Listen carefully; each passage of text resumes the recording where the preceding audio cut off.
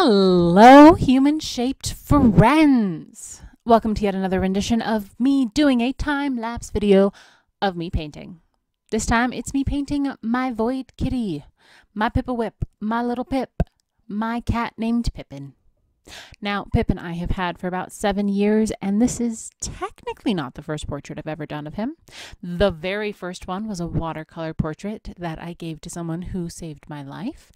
And the second one is one I've been working on for over a month that I hate. I keep reaching the point where I'm like, I don't know what's wrong with it, but I know it's not done. But I don't know how to fix it. So I put it away and I think about it until it drives me insane. I'm like, this will fix it. It doesn't.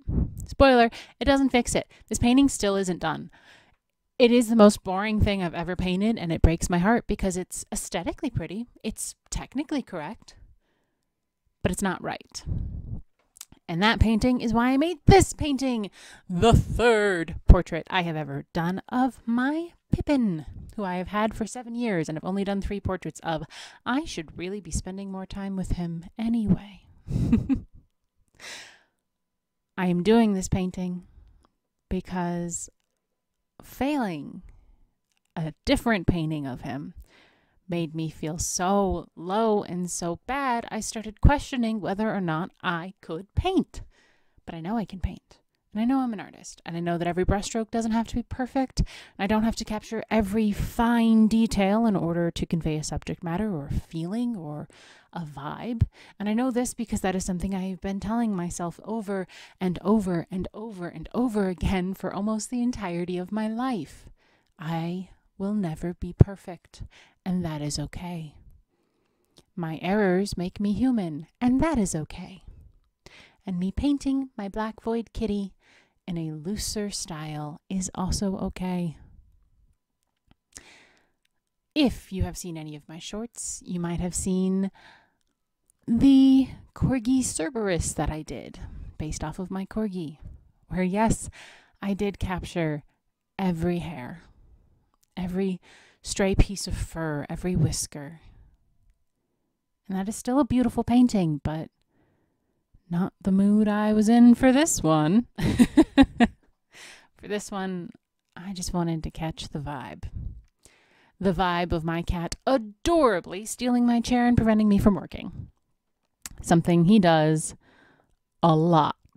Now, do I let him get away with it? Of course I do. There is a standing rule in this house. You don't move a comfy cat. It is also a rule I take advantage of quite frequently.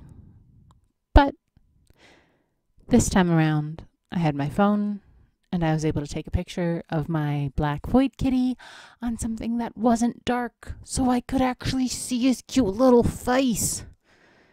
Is what I would say if he wasn't in mid-roll trying to get me to scratch his belly, but I still stand by it. And in my sadness and failure of his other painting, I remembered this picture and went, you know what? This is so much more Pippin. Being snuggly and mischievous and lovely and wonderful. I want to capture that instead. So I did. So I stopped working on the painting that's been driving me insane with its boredom, and instead I made this one. If you ever are going to be painting a black animal, remember your undertones. I love how dark my kitty is, but in certain lighting, he shines a reddish brown.